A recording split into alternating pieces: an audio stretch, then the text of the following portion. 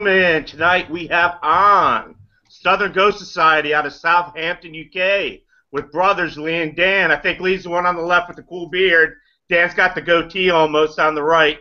It looks like a little goatee. See, I grow gray now. I've gotten to the point, guys, where I grow gray. Yeah, you can't grow a beard. You grow. But yeah, guys, welcome to the show, and thank you very much for coming on, and all the above. You know, as weird shows go, especially weird setup of shows, we normally, as I said a little bit earlier to the guests, we normally have hiccups. There's always an issue because it's a new thing for people to run through a vidcast. And then there was no hiccups, and I'm kind of concerned. I'm expecting something to break or catch fire, and luckily nothing has. So again, as Kees just said, welcome Lee, welcome Dan. Made up yous have eventually got on. I'm not mentioning your beard. I said I wouldn't. I can't do it. I think it's amazing. We have raised about £500 for charity with it, though. So it's been alright. We've been supporting like breast cancer and cancer with it. So. That's where I've gone wrong because I grew this stupid thing for free, and I could have done it. Oh my god, I've wasted my time. I mean, Kate's still been trying to grow a beard since he was 16. I can't grow. Honestly, I can't. I'm the only one in my family that cannot grow a mustache or a beard. I'm splotchy, like I got diseases or something like that. Yeah, you should see his mum. That beard's amazing. Yeah, I can't grow a beard. There's not even a snowball's chance. Oh, guys, right, Lee, Dan, just a quick one with regards to you as a team. We spoke a little bit earlier. You've got a really big team, and all teams base off from two people, or from one person, or at least two people, and you guys are the people who've created it. What made you decide to create the team? What made you decide to create the Ghost Society, or the Southern Ghost Society, sorry? Yeah, it was your idea, really, wasn't it? Yeah, in 2010 we started, or a bit earlier, started going ghost hunting and investigating with other groups and travelling the length and the breadth of the country and trying to book some weird and wonderful locations. And we really enjoyed them, but it was one of them where we just found that groups were really sort of quite big numbers and so on. So we're driving back from Derby one night and we're sort of tired and trying to keep each other awake and turn around and said, look, we could do it. You know, if we were gonna, we've got the passion and to be able to sort of set up a group. We certainly were looking at sort of venues around here. We're quite sport around here as well. So we decided to try and sort of set up something. We always said as long as we positioned ourselves as a group of enthusiasts that would be able to sort of facilitate events for people, and that's where we went. You know, we sort of went in the August of 2010, and we're here now. Sort of best part of 40 to 50 events a year we do. So yeah. Can I bring something up that's brilliant? You guys aren't wearing black, and I give you so much credit for having blue and yellow, and that sounds very weird, by the way, but I've been hanging with Mo way too long, so it can't sound like that hanging with this guy. But you guys are supporting the all-black Southern Ghost Society gear, kit, whatever you want to call it. You guys, props to you. First thing I noticed is on Lee's picture on the website, right, you've got red pants on. That wins at life. We have a tendency... Sorry? Oh, pink. Red, yes. Oh, yeah, red, yeah, it's red, yeah. Stick with the red. Can we start again on that? Do you know what, though, right? I like the fact that your brother was the one that... It was pink. Standardized by your brother. Well, what it is we've dealt with groups in the past, and we've dealt with every one of us has dealt with teams in the past where the second that investigation appears, they all start dressing like SWAT teams and start with utility belts, and I just like the fact that both of you guys are not that person. That's why I said I like.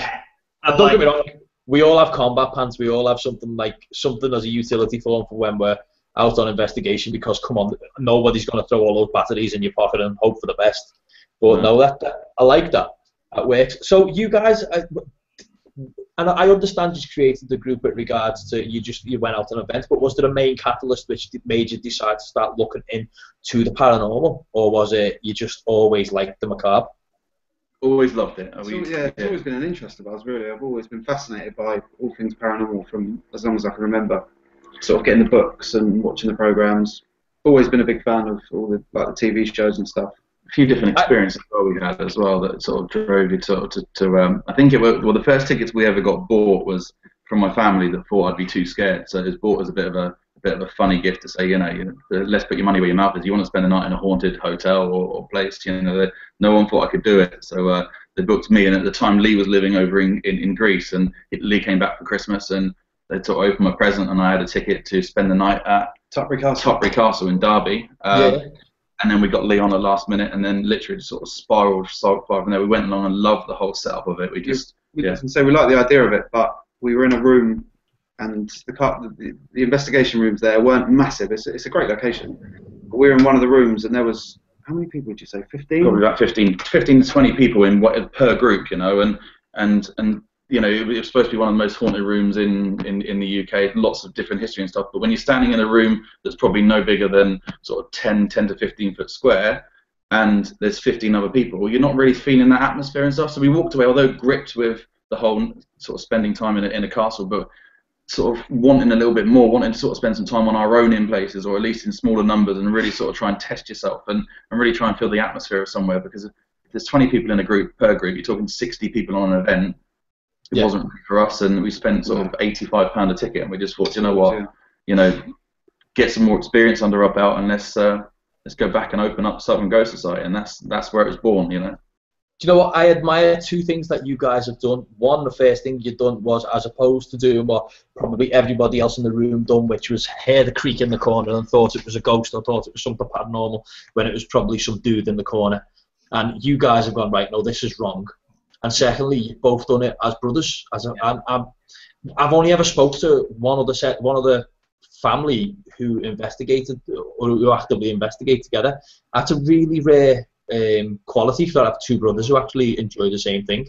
Yeah. Normally the first thing with brothers is the chalk and cheese. You guys, I mean, on the exterior is slightly different. I'm not going to lie to you. There's something telling me that neither of you. Yeah, I don't think you're twins. Just there's something there. But nevertheless, with regards to what you've done, I think it's really remarkably amicable. Now, how did you go about picking team members? Was it just, how did that go? I mean, you've got 9 team members as well, haven't you? Yeah, I mean that's sort of grown over the year. We actually, do you know, the strange thing was we started Southern Ghost Society with there was 3 of us and my dad, and yeah, so there was 3 of us that sort of started it up. My dad's job pattern changed and stuff, so his sort of commitment to it sort of, he started working nights and stuff, and so it just got a bit too much, especially as we started to grow. So we realised at quite an early stage that if we want to try and sort of facilitate, you know, I'm quite an excitable person, and I wanted to try and share what we were doing with people as well. So it was all good stuff. We went from thinking, right, let's go and book a venue, and let's go and get it on, and sort of take a few people and stuff, and then you want to share it with people as well. We want to give the people the chance to sort of come along. Listen, you know, you go with someone else. You're going to take 20, 30 people with us. There's going to be 10 of us. We're going to be locked in the room, and then that's what, so we realised that from a really early start that we're going to need to facilitate investigations for people. We can provide the equipment and stuff, but we need to get help along the way. And I think it sort of grew from there. Really, and then we started to get people to come along that shared the passion and experience, and then. I think we got people that have investigated with us for so long that sort of took their time and grew into us. But I think that probably most of the team leaders from the first investigation, we were like, they can be a part of us. Yeah. Okay, I have a question that goes along with what you were talking about. What kind of kit do you guys like to use basically when you go out on investigations? Because we've talked to so many different people and we've had so many debates and this and that, but to hear it from you guys, I'd really like to hear what kind of kit that you guys really bring with you all the time. So we've I think the good thing about the team, we're quite diverse. So we got sort of different levels of investigation. So with ourselves, we've got certainly 2 team members that like the communication side. So boards, you know, rods, anything that's going to go out there and sort of try and put something down and try and investigate. Whereas we've got probably 50% of the team like the electronic side. Lee, for me, I'm probably very much mixed to do a lot of the sort of facilitating, whereas Lee sort of likes the electronic side. Lee likes the photos. All of our photos are taken by Lee. All the videos now, we started to live stream our events as well, and they're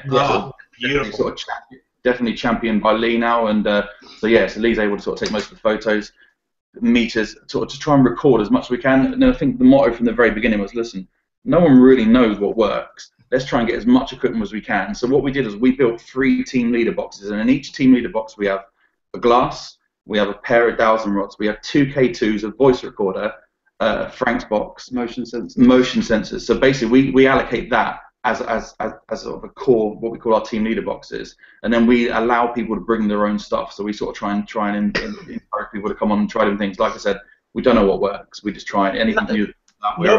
Yeah, I mean, nobody knows even if EMF even is paranormal. I mean, it's just kind of like that these days. That's the television telling us that. There's a never-ending battle between what is right and what should or shouldn't be used. But to be fair, I mean, as you say yourself, you go at it from all angles, you get it right. But the one thing that's just remarkably confused me straight off is,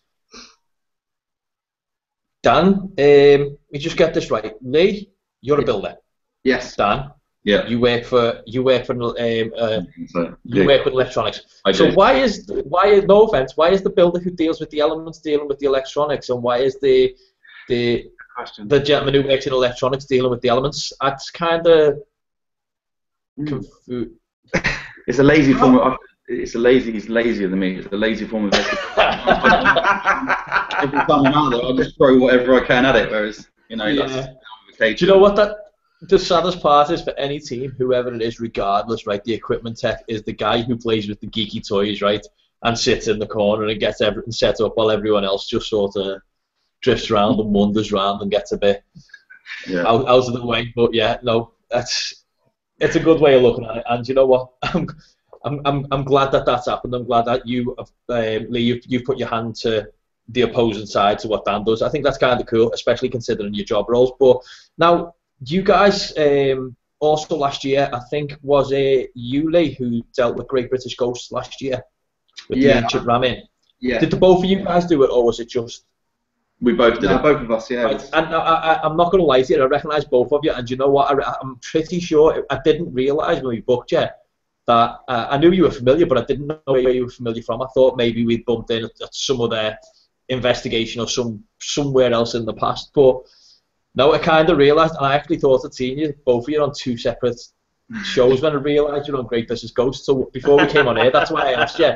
It was a sort of question to see whether or not both of you were on the same episode or whether you were on separate episodes. But yeah, nevertheless, what can you tell us about you went to the ramming. What can you tell us about that as an interview? How did it all go for you?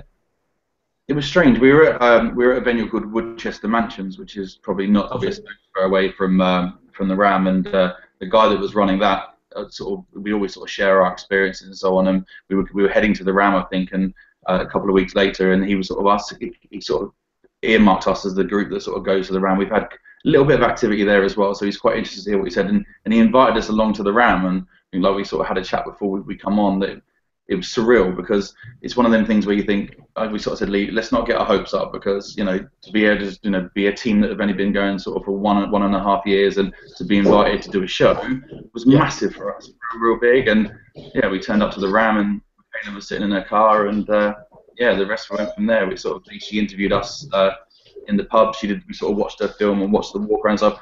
What we really liked about that show, and there has been sort of other opportunities. So what we really liked about that show is, she went round there in the day and listened to the history of the place, and went round and listened to the stories of the place, rather than turn the lights off and began to scream like some TV shows you see. She was interested in the actual place, and we sort of as soon as they said, "Do you want to come and do it?" we just moved heaven and earth, and we were a fan of the show anyway. We always watched the show, so. Do you know what? I'm exactly the same. I've got a TiVo box, and my TiVo box has got all the episodes on, and it basically I've only got them on there for one reason. That show stuck out for me is whenever she went somewhere where it was really dark, she didn't pull out a torch like you'd expect on Ghost Adventures. She had one of the cameraman's lights. Yeah. She always used one of the cameraman's lights, which makes me believe she didn't go equipped to investigate.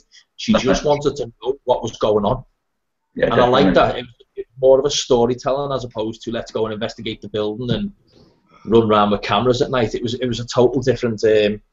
The show was a total different beast, and it was really, really good. So I'm hoping to see that back. To be fair, it was a really good show. No, sorry, with the hiccups. What a time with the hiccups. Brilliant, perfect. Nevertheless, so we also talked about the Galleries of Justice. Shut up, Kate. By the way, every once in a while, guys, we get in the middle of the show, one of us will break the internet. We have this issue of breaking the internet sometimes, so we just want to give you heads up. If we break the internet, it's just it happens. It normally happens. First things first, just before I ask you about the galleries of justice, for people who don't understand, Kurt hasn't been very well these past couple of days because fireman burst into his living room. He got too excited and blacked out, so he's been in hospital. So we wish you a speedy recovery, Kurt. You deserve that. So anyway, guys, back to the galleries of justice. Yeah. With regards to the galleries of justice, now we had a little conversation again before we came on air about some of the places you've been to and which ones were the most compelling for you guys. And you mentioned the galleries of justice. What was it about that? Yeah. Well, yeah, it's the whole setup of the place. You've got 2 courtrooms, original courtrooms there that date back from the 1375, I think the building was opened. Wow. Yeah, so you've got the original courtrooms there, and then you actually go down from the dock, head downstairs, and you're in the prisons. Yeah. The sort of different layers of the prison from different years. The prison, I think, was opened 1449, I think the prison was open from, so it's all still the same. You've got the different cells, the oubliette sort of pits, and the whole setting of the place is just, it's massive. That's what I think the UK offers that the US does not even come close to offering. Yes, we have different areas to investigate. Like I've done Lemp Mansion, I've done Zombie Road, and places like that, but not like the galleries of justice. We are talking the dates, and I'm a history geek, that to a core, and that to me blows my mind when I hear those those dates and the ability to go in to do just even light investigations, or depending if you want to bring a crew in or anything like that. I find that to be just incredible. I think the good thing about the venue as well is if you think about it from a historian and from a sort of paranormal side of things as well, is that once you were incarcerated, so once you were taken in, you'd be held in the cell. You probably would never leave that building. So you'd go into the cell, you'd then go into the docks, and literally they put you into the docks. You'd be tried, and then a lot of people were sort of hung, and then you'd sort of turn around and there's a staircase that walks back down. You'd go into the cells, and depending on how rich you were, would depend on what cells you get, and depending on how low you'd go down. So if you walk to the left, if you were going to be hung, you'd have your meal, and then straight on out to the courtyard and be hung. Once you were hung, your body then would be taken back into the courtroom, and the courtroom doubled as a medical student sort of medical room, so your body would then be dissected in front of people. So your body would never leave there. So depending on your beliefs in the paranormal, once you're in there, you're done. You're done. And your body would not be buried. It would be cut off. That's kick-ass, man. I got to admit, that really is. And I think not the guy on the table. Well, but he deserved it anyway. The table's still there, isn't it? Yeah, still the original table as well. It was used in the daytime as a courtroom and stuff, and then the dissection table. Yeah. Great.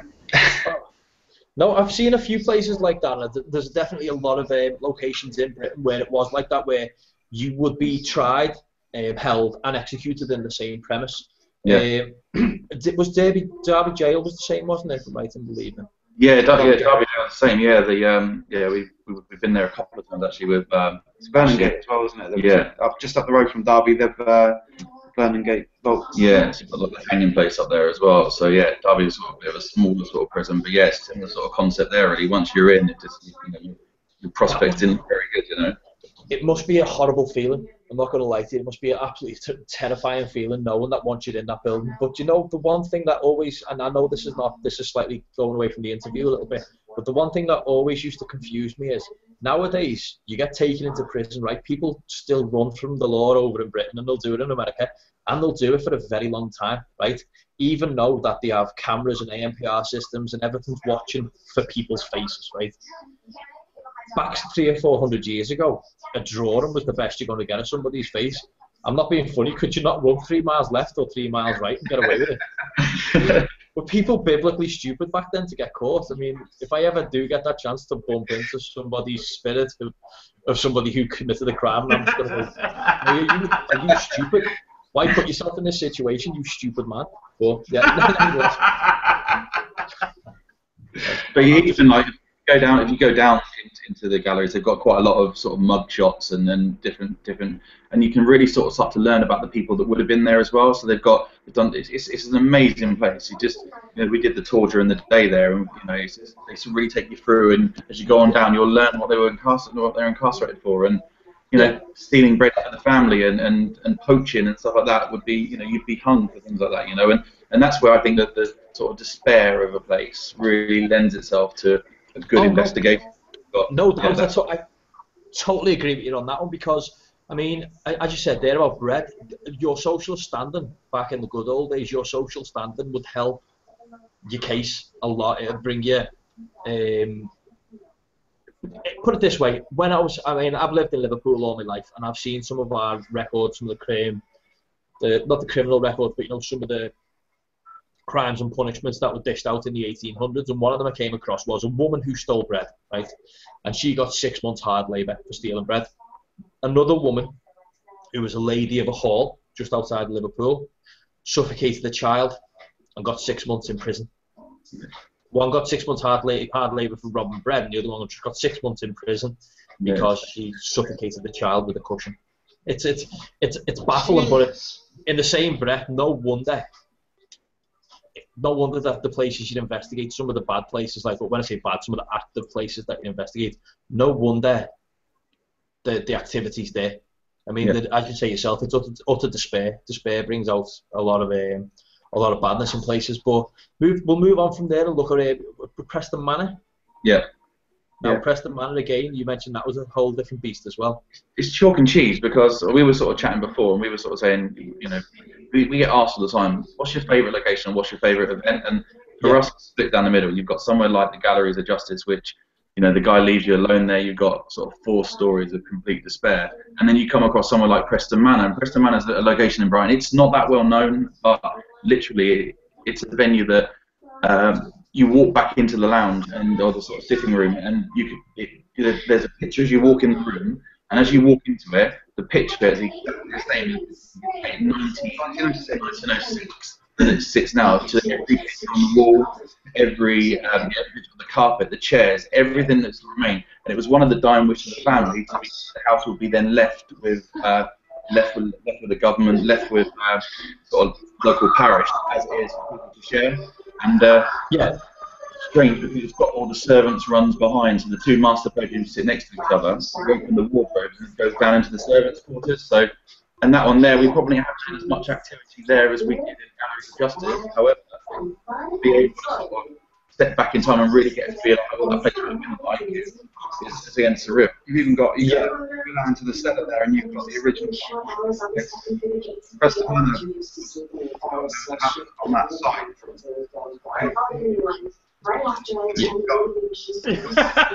Give a second. Here comes the internet. Here comes how the internet starts to break right here. Yeah. But thank God it's not on my side as usual. It's usually my side that it'll break. I still can hear the show you're watching.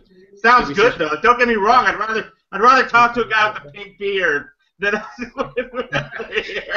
Is that any By the way, that beard rocks, dude. I give you all props. I've never talked to a guy with a pink beard on air before. You know, it's awesome. Yes, you have. You talked to him in that nightclub. Stop it. Well, I talked to you, but then your beard's ginger. You got a ginger beard, dude. So I can't help it. Okay. It's been about $6 so far. It keeps changing all the time. It's the way you do it, and no, only us boring people have normal beards. All apologies to everybody, by the way. It's the television in the background. My microphone it's got automatic gain control, so every once in a while it just goes loud like that. So apologies about that. So back to what we were saying with Preston Manor. Sorry. Yeah, I was just saying Preston Manor on the site of where the manor house is now. There's been a house there since 1250, and the actual house there, I think. Part of it burnt down. It was rebuilt again in the 1700s, but there's always been a house there. And you go down into the cellar, and you've got the servants' quarters down the bottom, all the kitchens and stuff. You go into the larder, and there's the original front door in the corner that still got the original door frame in, the wooden door frame, and it's all still there. So the settings of the place is. What makes it really interesting as well is as a location. It has a séance room. So 100 years ago, the lady that owned it, the owner of it, believed in the afterlife. She lost her son, and she still got her bedclothes still lay on the bed, and she's got a picture as she walks into her own suite of her son. Her grandson. It was a grandson. So she believed in the afterlife. So she has actually a séance room down there, which still has all the original leather wallpaper, and so she was investigating there 100 years ago. So for us to be able to sort of, there's always been, from when she would do it. How much time did you guys actually spend in the séance room? Because that sounds like it'd be a little hot spot, Everybody thinks hot spot séance, but it sounds like it's something I haven't heard before, actually. Like the séance room and stuff like that. In the States, we don't get that usually, but especially in got a Preston Castle, I believe is what it is. I mean, that to me is unbelievable. You get a séance room. I mean, that's the first place you think most investigators would sit down and kick out some EVPs or something else like that. I mean, did you guys go that direction, or did you guys kind of take off in all directions, basically? It was hard not to. I mean, I suppose because it's split over 4 floors, so it would form a part of the investigation. So at one stage, the team would always be out. We'd sort of try and set out as a team. If we got members of the public coming along with us, we'd sort of do an hour and a half in each area. So it would always form part of our investigation. The first time we went there, of course, it was the first place we went there with a table. Yeah, you'd have to, but really give it a go. But yeah, it's strange. The first sighting is the first paranormal report is over 100 years ago, and this person's still being seen. And what's nice about this, or what I think is nice about the house, is it was loved all the way through the years. I think makes it for a good paranormal activity, or certainly a good location. The family are buried in the church on the ground still. So literally, those family have never really left there either, but in a nicer way than the galleries of justice. They're buried next door in their own church, So it's one of them where it makes sense that there's certainly reports there, because the family of they love the house, they're buried next door, and one family house. So yeah, this is definitely the sort of the different end of the spectrum, on one place of death and sorrow and one place of love. Well, it's very weird, because I know a lot of houses, a lot of large houses, manors and abbeys and not abbeys, halls had their own churches. They used to have their own private churches, more from the back of the persecution days. But they did used to have their own churches. It was quite a common thing. Now, guys, just a quick one. Is this the place that you went to? I don't know if that comes up on your screen. That's the one. That's the church you can see in the distance. That happens to look like one of two things. The house looks very Art Deco. It looks very, very nice. And it also looks creepy as sin. That does look creepy. It does look creepy as sin. But, I mean, being that close to your own church, that's when you start showing that you've got money. That's when you're all rich people. But I like that. If I look at that place, it looks really nice. It does look like it should be something more than, just that place where people investigate. I'd love it to turn into a big, massive pub/hotel forever. That would be brilliant. Imagine. Yeah. We'll just take the first stance on pub. But right, so guys, you've got up to something quite interesting last year, which I haven't really brought out much of on air or with regards to it on the group or anything like that. But you went to Italy last year. We did this year and last year. Sorry. You've done it twice. No, what happened was we've always talked about going over to Borviglia. We've heard about it. Then Ghost Adventures went there, and they did quite a good show from there. And it's somewhere on the bucket list. We always wanted to go, and so we spent the early part of last year, early part of 2014, really trying to research it and stuff, and being turned down. I mean, like I said before, applying for a permit to film, applying to get over there. Spoke to tour companies, and so we sort of spoke to. There's a local group over there, which are more sort of, it's called Porviglia de Tutti, which is like the Friends of Porviglia, who are trying to save the island. From a millionaire just trying to put a leisure club on there to actually just try and preserve the sort of heritage. I want to back up on what you just said.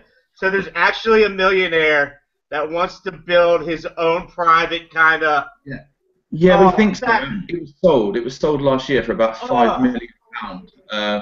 I'm not sure whether his intentions were purely self, or was it from a profit to do a spa and a sort of health come over. But the problem is when they're digging the footings, the playground was 65% human ash and bone. So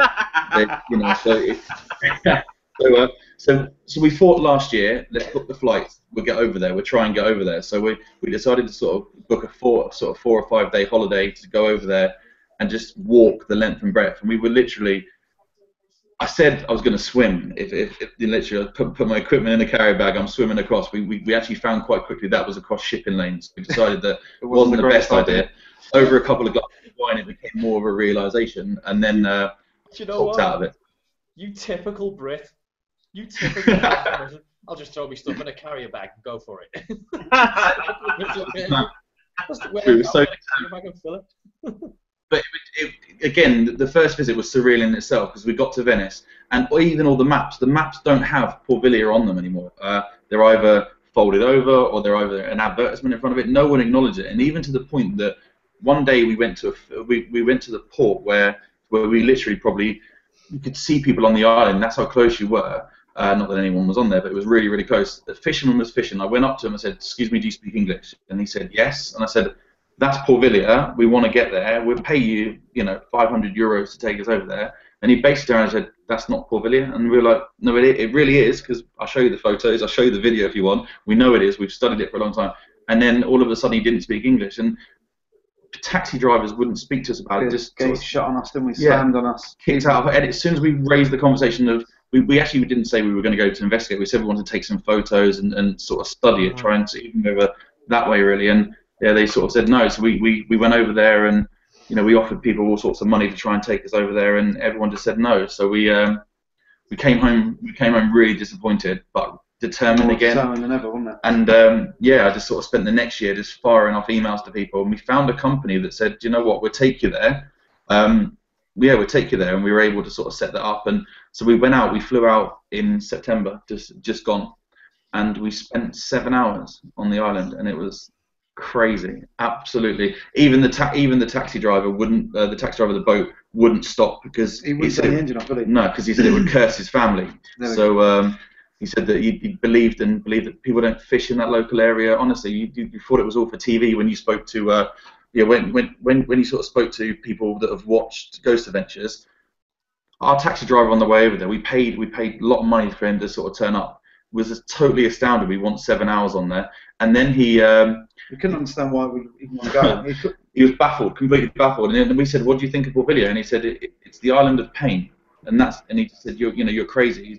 He just said to me, he almost gave us a pep talk and said, "Listen, I'm half an hour away. The moment it goes dark, it will take me half an hour to get to you. Please be safe. It was just just sort of as we drove up in the boat, it was just." He even said to us that if we weren't on the jetty at 1 o'clock in the morning for him to pick us up, he was going to go away straight away, and he'd come back at 9 in the morning. He wasn't waiting around for us at all. No. Why is it so bad like that? It's just condemned. The whole island is condemned. Like, when you speak to people about it, the people that are willing to speak, it's just pain and death. There's nothing other than just death on that island. But there are other islands within that area too that I was actually told that is worse than Porviglia. The one just before that we went past. Yeah, there was a prison there or a mental hospital there. Okay. We got that on the way. I think that's turned into a hotel now. Yeah, they're actually turning it into a hotel. Yeah, so you can stay there. That's where we'll be staying next year when we go out. That's cool, dude. That's cool. See, the one thing with regards to Italy, right? Italy, they're a lot similar to like France, for instance, where they don't look at death as a negatively, the thing you don't talk about. They've got no problems with talking about it. I mean, a lot of the old artists, they used to sketch like macabre images deliberately, and you know what? It was never sort of frowned upon. But it's just weird the way people would look at that island. Now I understand it being physically condemned, but I can't understand why they brush off. Now that's strange. And if I ever get the chance to go over there, I will do. And the one thing I'll applaud you guys for is anybody can sit there, and I've done it myself, and I've said, we've had the talk, where's the place you'd want to go? I want to go to Angio Chiara, the suicide forest. Yeah. Me and Kate are 50-50 on saying whether or not we'd like to go and look at Auschwitz, for instance, which is a taboo, if anything. Yeah, definitely. You guys went, I'd like to go to Porviglia. And do it. Let's go. and actually do it. I think 95% of the planet won't do that. They'll talk about it and how amazing it is for them to want to go to a place and then just never do anything with it. And you guys just went, well, I'll do it. Do you think, though, that a lot of problems you originally ran into with a lot of these guys being superstitious or actually religious? Yeah, I think so, and I think it was, it was when we look back and analyse who we'd spoken to, it was everyone, it was the older sort of generation that I think that church was a big part of their life, and the moment you sort of look at the ghost element of it, they were just, sort of freak. You think they'd have that Victorian kind of look at things? You know how the Victorians used to look at death as being, that's just a natural part of life. I mean, that's just the way it rolls. But I still think that like the Italians would have that mentality, but I guess they don't. No. Questions came through in a chat room, by the way, guys. You okay if I ask you a question? Yeah, of course. Right, you've ticked something off your bucket list, right? So you've been to Venice, you've done Italy, you've gone to Poveglia, you're going back, right? Where else? Where would you? And this is a sort of leading question, right? Because I want to ask you two. Where in Europe, firstly, where in Europe would you be your bucket list place now? Your beard. Not his beard. My co-host beard.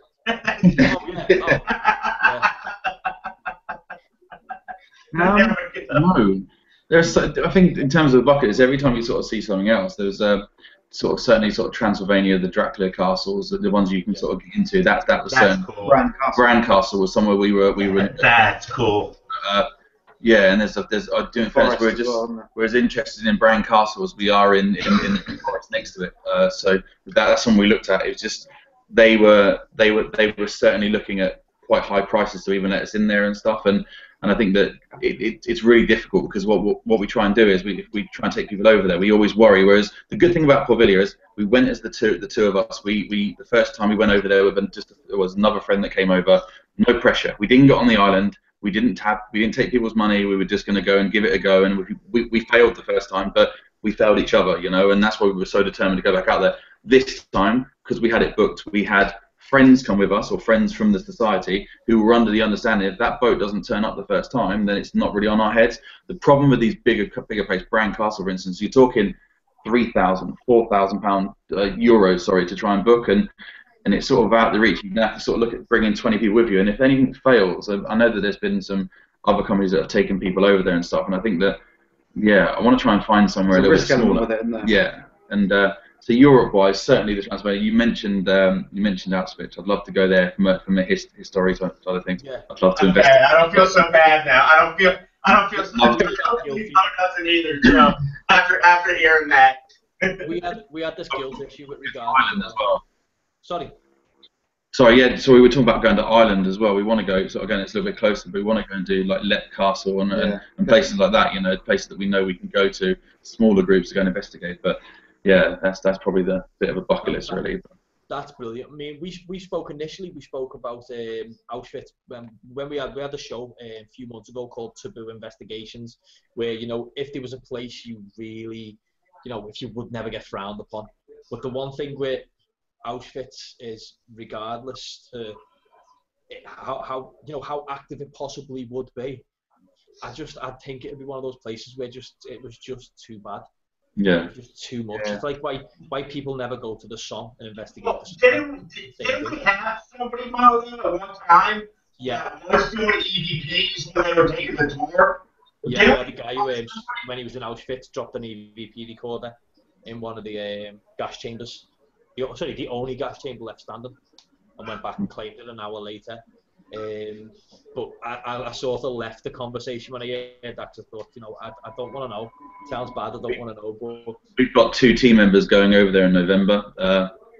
Nothing sinister. They're going over there with the wife's on holiday, but I'm definitely going to slip them some voice recorders and stuff. I've gone into in Liverpool. We've got this place called St George's Hall, and all the cells are active underneath. You can go, when I say active, they're open. You can go down there and see. And on the top of each cell, there's a window. It's got the bars, which are meant to lead out into the middle of nowhere, or there was never windows in the past in that part. And then they put windows there, so there's a gap about that much from the bars to the window. And we went there, me and one of our other team members, with a couple of Olympus recorders one day, about 4:30. And they were like, we're shutting in a minute. I was like, oh, it's okay, we're just going to go and take a few photographs. And they're like, okay. Second the woman walked out, we were running into the cells and throwing voice recorders behind the bars. Came back the next day and collected it. And we did a lot on it, a hell of a lot on it, and then realised what they'd done is overnight.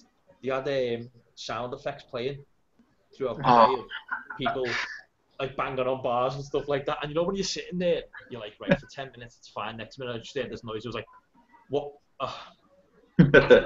I know what that is, and it was just a waste of time. But you know, every once in a while we always do something. Now again, like as we were saying with Pavilion, I mean, I've done locations, and so's Kurt, where you go to places where maybe you shouldn't go to, or maybe you've got to be very careful going to, and it's sometimes those places which seem to be the most active or seem to get you the most evidence. Yeah. Which I'm kind of happy about. Now you were talking about going over to Ireland. You were talking about going over to, is it Lep Mansion? Yes, Lep Castle. Yeah. Lep Castle, sorry. Now, Ireland as a place, spiritually wise, or not paranormal, but say spiritually wise, there's so much folklore and there's so much, like for instance, the Banshee. I know they talk a lot about the Fae over there. There's so much over there, so that's worth investigating. That I'm surprised a lot of other teams haven't done exactly that. I mean, I'd definitely do it if I could. But every time I go over to Ireland, it's because my family are from there, and it's just to go and listen to people moan about being old.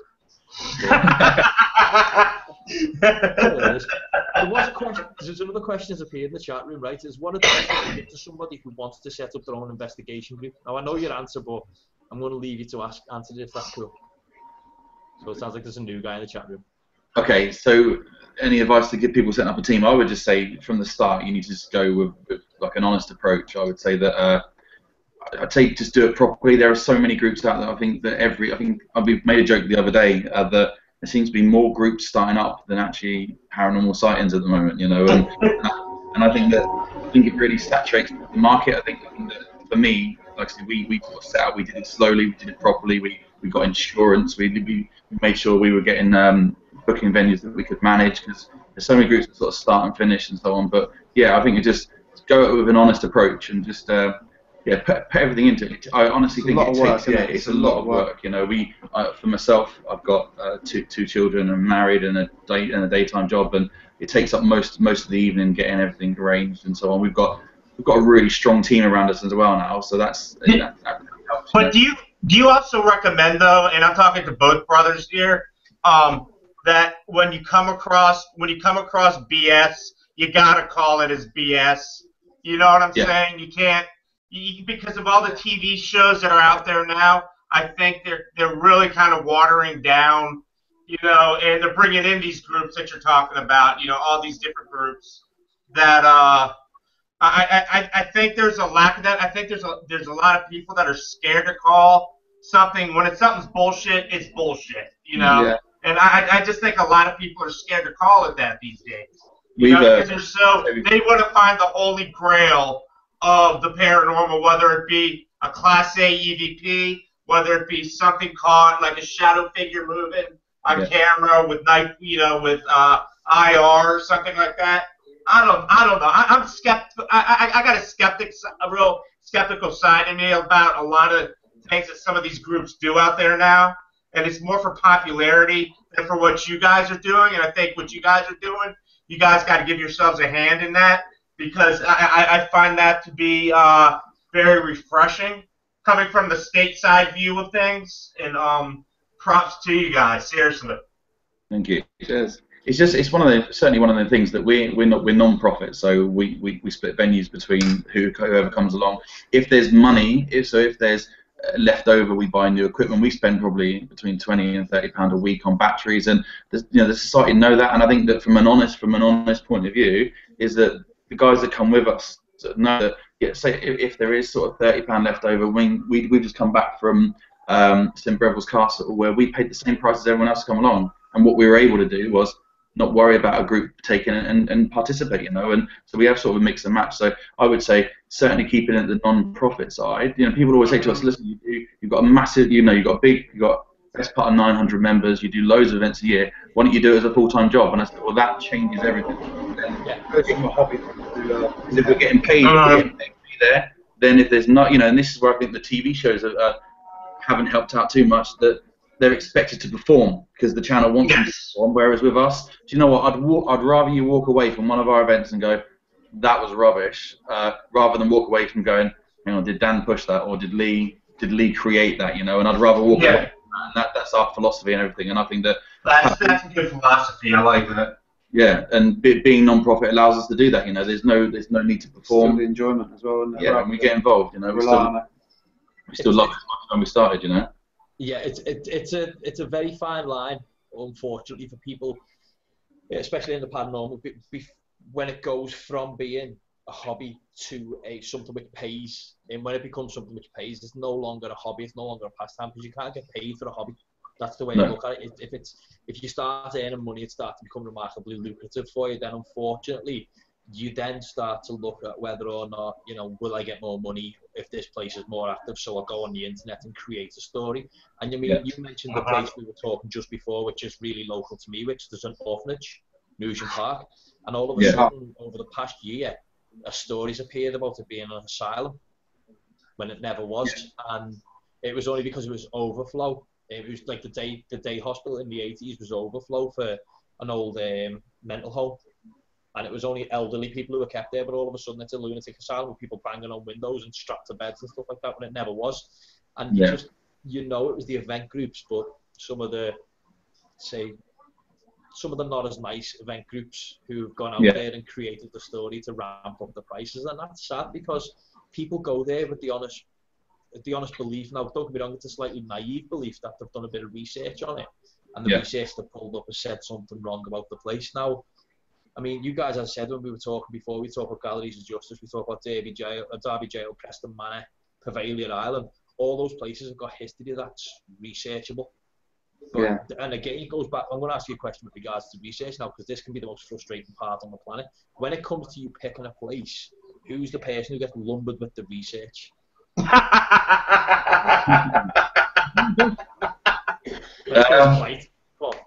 You're gonna start.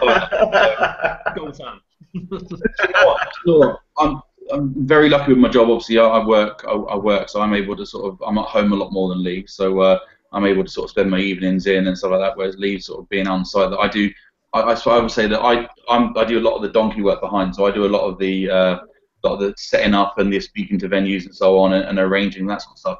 We're really lucky as a team that we're not that precious on who does what. You know, we haven't got roles for people. We've got two people that come investigate with us. Andy and Beth, who come investigate with us, who do extensive research. I'm talking about not just looking at research. So if there's been someone who has been associated with the house that moved somewhere else that has had someone trapped, we know about it, you know, and we know about it through them. So just before I booked the event, and I sort of ring Lee, said, "I found this place. They're going to let us in here. What do you reckon?" Then we send it out to the team to say that, and then the next port of call is to the researchers. So Andy and Beth, and certainly for myself, we'd sort of then scour Google away from the ghost sites, away from Wikipedia. Let's try and find a bit of history. I think it's gone from 2010, 2011 when we sort of booked a place because it was big, scary, and dark, to why are we going to go there now? Why are we going to spend our time in a building? What's happened there that we can put down to the paranormal, or certainly put down to the activity there, and that's how we research. So we're really lucky. Like I say, it's me and Lee that run it. Certainly, we're not precious. You know, we've got a team of 9, but almost a team of 20 that go out there and do different things. You know, we've just been to a venue over in the Isle of Wight, and the guy that sort of runs it is a historian. He's written a book on it. And Andy and Beth, the 2 guys that come with us, he actually is just about to write a second book because they found stuff. They go through archives and stuff, and you know, we're really lucky to have a real strong team around us as well. So I book, I do the write-ups, Lee does a lot of the photos and stuff, but we've got a real strong team around as well. We're really thankful for that, you know. That's brilliant. Dan does all. He does it all. He's definitely, he says that he does it all. You guys do a lot of personal investigations? I mean, local ones. Let's say, you know, somebody says, "Hey, I got issues going on with my house." No. I mean, or do you guys just say, "I want nothing to do with that"? Shy away from that. Yeah, we started off. We probably get about between 2 and 7 emails every month from someone who lives in a house who's experiencing this, and our response has always been the same: that we're a group of enthusiasts who can come and we can tell you who that is. So we get a lot of people say that my daughter's moved into this or my son's moved into this. We can say we can come along and we can put the board down. We can do some interviews. How much we're going to walk out the place with a voice that says, you know, says whatever EVP we capture. That's not going to put you any more in ease. And there are people out there. So we tend to reject all that side of things. Really, we just said that, you know, we can offer advice on where to go, and we sort of have people connections and stuff like that. we shy away You from can't that. really offer anything on that. If you're scared of living in their own house, you're only going to make it feel worse by picking up a voice, picking up shots, stuff like that. I don't see how that can help them. Yeah, Every part of us wants to do it. Every part of us would like, someone says they've got a man they've captured 4 or 5 times in a house. That's holy grail for us, but it's not worth what everyone says. Say for instance, go in there and it goes wrong, it's not. We don't want that. We're a group of enthusiasts. None of us can send anyone to the light like some people claim they can do and stuff. So for us, we can go there. We can tell them who's there, but will that make them feel any more at ease? Probably not. So we do shy away from stuff like that. What's your take on mediums? I'm not a believer in mediums at all. I'm so skeptical when it comes to psychics and mediums. But we've never used mediums from day one. We both have a set view. I think we both have quite a similar view in it.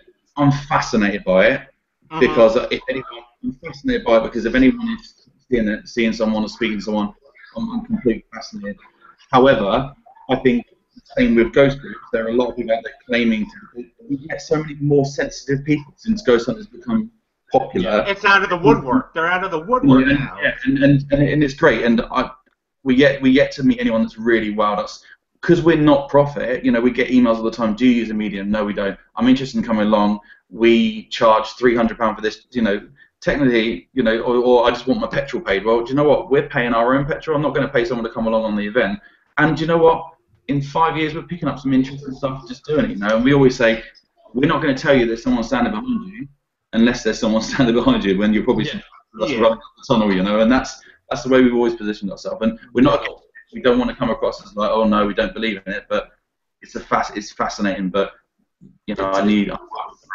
We've done some events when we've gone on other events with like first started and stuff, and mediums there, and they sort of tell you if they sit there and say there's a boy in the room stood next to you, that's putting something in your head straight away. And I'd rather people go into an investigation, go into an area, just fresh, open-minded, and pick up on their own feelings rather than what someone's telling you should be feeling. And again, so that's I'll say again, you guys have done it right. Now, you guys, you put yourselves forward. You're very professional at what you do, which I find remarkably amicable nowadays, where people can actually be professional at what they do and not earn from what they're doing, which means it's more of an enthusiastic thing than it is a profit or a personal gain thing. But there's always a question I have a tendency of asking every single group, right, because you're serious, including do the nothing beer, very serious. What I will say though, right, every single person and every single group has had that one stupid thing, that one funny thing that's happened that they'll never let go. I fell into a grave. What's yours? Something stupid happened and one of you just got to bring it up. Come on. Do you know? I'll be totally honest. Oh god, this is going to really incriminate me. But I was. Yeah, that's all the fun. Oh no! Right. So Do it. we're at a venue, and I had a bit of a strange stomach that night. So I'm leading the group, and obviously I'm trying to remain professional. I can't believe I'm going to share this, right? So I took my time to think. Do you know what?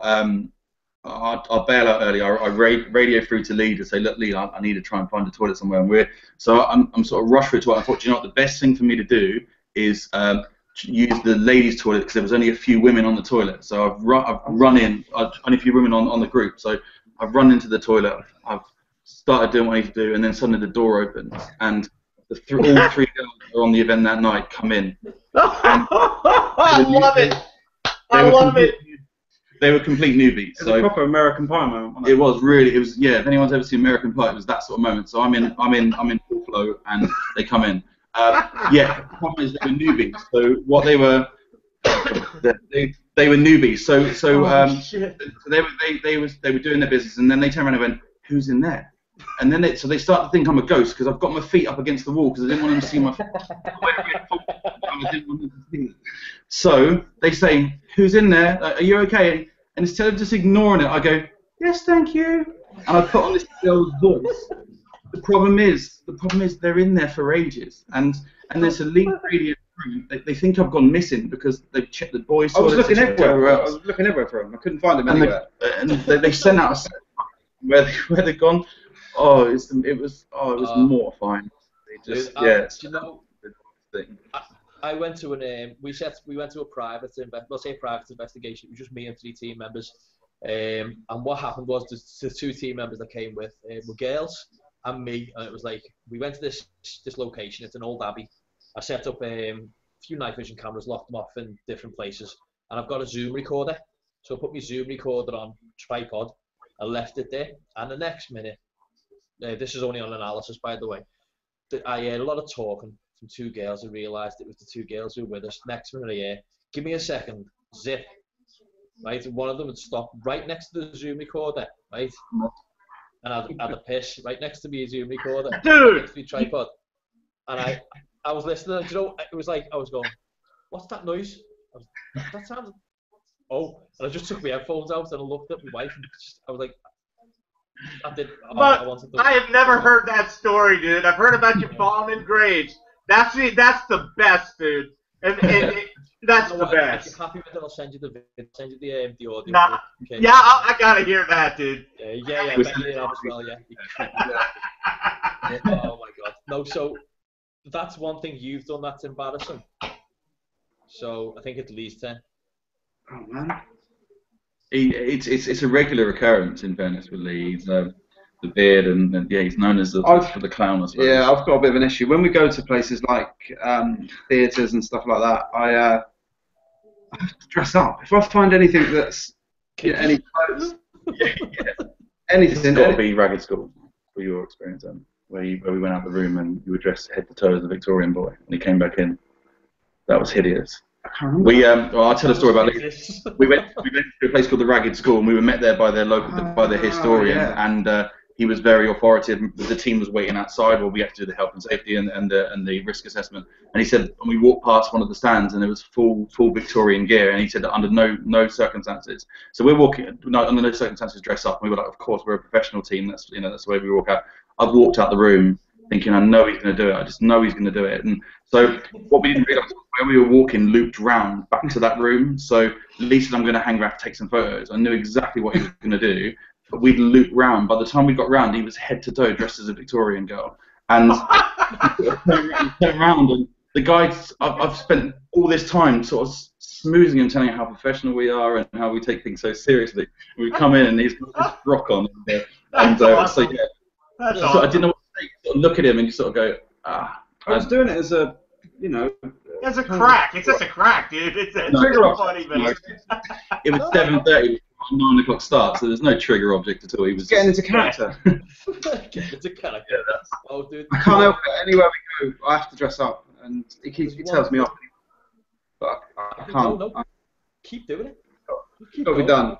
Don't stop, everybody. Do you know what? If there's no light and mood and it's always macabre, then it kind of ruins it. So you need the funny things. I'm actually contemplating on our YouTube channel, just saying to people, what's the stupidest thing that's ever happened to you on an investigation? I just want to get them to do little 2-minute sound clips, right? I've got so many. I can name about 5 from one investigation alone. I've just sort of ran out of. I don't think I'd have any much space left on YouTube, on our YouTube channel, if I kept doing it. But no, it's really, really you need it. If you don't have that, it's boring. It's macabre. And we do bring that element of fun into it as well. We try to come across the serious stuff. The dressing up thing is all part and parcel, and we do try and bring that fun with it. So I think that then creates that energy of and Lee also gives this sort of fake history. Lee keeps it fun though, and I find that to be the best part about it, is keeping it fun in a sense, because there's always going to be like the 5 people that are part of your team that are so serious about getting that EVP. Well, he's actually making people laugh. I don't know. If this comes from having a sense of humor, I find it great. I find it refreshing. That's all. It's tough, It's tough to try and keep it together when he's So it's fair. You dressed up as a Victorian girl, right? Okay. I understand. What was this Victorian girl name? Oh, we didn't have one. We never got that far. That's creepy, man. That's creepy. The first thing I'd do, if I see one of my team members dress up as a girl, I'd walk past and go, Ermentrude. I could. Oh, I that's do tell him off. I do have to tell him off, especially when we're sort of, we're trying, especially when it's first impressions as well. Venues that know us, they all laugh and joke along now. But this was certainly a historian that took his job way too seriously, and then to come in to see Lee head to toe in gear was. Oh my God! Oh, that is so epic, man. You should have looked at him when he walked in and went, "Hi." Give him a little girly wave and see what he done. Just walked past me and gone, ma'am. Hey, pretty lady. Dear me. Right, well, guys, unfortunately, we have come to the end. Flying, isn't it? Yeah, that's flying. It's gone so quick. I really enjoy talking to you. Normally, as I said, with guests, we normally get guests on. We'll have a good conversation. We'll have a laugh and a joke, and then that's it. But I genuinely have enjoyed tonight. I've been laughing the whole time, dude. It's been a laugh the whole time, actually. It's been brilliant. That's the best part about it. Oh, perfect. So, guys, the best place we can find out to do with you guys, you're on Instagram. I actually follow you on Instagram. You've also got your website, which is Southern Ghost Society. I'm sort of. I got dragged into your web of Instagram by accident on my computer. Where are we? Shit. Hold on. There we go. So. There he is. Here. I don't know if you guys can see that. There's the website, Southern Ghost Society. Yeah, that's the .co.uk. Oh, that's a nice website. It's got a link to all your events, to news and about. So I like the fact you got to suggest a ghost hunt. That's a good idea. I like that. Yeah, it's good for us though. It shows where people want to go. So we're not just like precious about where I want to book. People suggest somewhere we go. That's perfect. You're also on Twitter, you're on Facebook, and again, I know you're on Facebook, so for anybody who wants to find out what you guys are up to, jump onto the website, southernghostsociety.co.uk, jump on Facebook, jump on Twitter, jump on pretty much all social media, and as I said, Instagram, there's a load of good pictures up on Instagram. Heaven forbid, I haven't got a clue who's taking those amazingly good photographs, but... Lee. That's the one thing he does. One thing he does. That's all he does. Is he good at getting coffee? No. Den's our team leader of that. He's Den that comes with us. Or Dave. Coffee. Or Dave. We have a Den and a Dave who like making coffee. So he just takes the photos. That's it. Dave is the genetic coffee making name, to be fair. It's ginger as well, so... Yeah, Dave's the ginger coffee maker? Yeah. Oh, God. Oh, it's perfect. But guys, right, again, as I said, thank you very much for coming on. And thanks a lot, guys. Come back on, you ever got anything you want to bring forward or anything like that, you guys are welcome anytime. We'd love to. Thanks so much. Really good. Really enjoyed it. No problem. Thank you very much, guys. Yeah. And again, we'll catch you soon. Yeah, see you. Take it easy. Thank you very much. All right, man.